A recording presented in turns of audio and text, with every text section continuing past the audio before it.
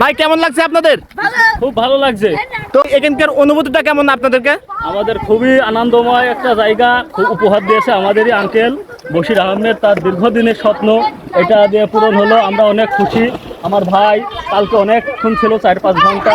আমার এটা ভাই ছিল, এটা ভাই ছিল, এটা অনেক খুশি। এই ছোটোদের বাচ্চারা, এটা আমার মামা, হ্যাঁ, সাঁতার শিখতে।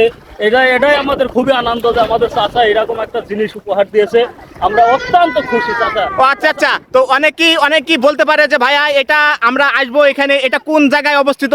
তো এটাকে দর্শক অনেকে জানতে চাচ্ছে, তো এটা যদি বলতেন আমাকে ভালো হতো। মেহেরপুর জেলা, গাংনী থানা, পূর্ব মালসাদোয়া 7 নম্বর ওয়ার্ড, হাটবোয়ালিয়া রোড। এটা রাস্তারই পাশে, অনেক সুন্দর। আমাদের চাচার দীর্ঘদিন স্বপ্ন এটা পূরণ হলো।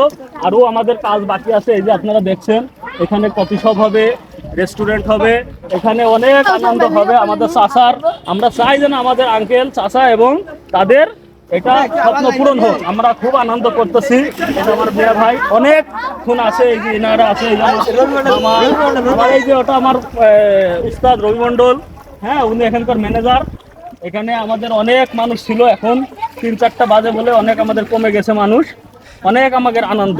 তো আমরা শুনছি যে আমাদের মেহেরপুর জেলার ভিতরে তো এই মাত্র আমরা বর্তমানে যে সুইমিং পুলটা দেখতাছি, তো সেটাই বলে আমাদের মেহেরপুর জেলার ভিতরে প্রথম উদ্বোধন হয়েছে। তো এটা কি সত্যি? হ্যাঁ, এটা আমাদের আমরা কখনো দেখিনি যে এটা মেহেরপুর জেলা আছে, এটাই প্রথম। আমার মেয়ে ভাই অনেকক্ষণ ছিল, তার সাথে কিছু বলে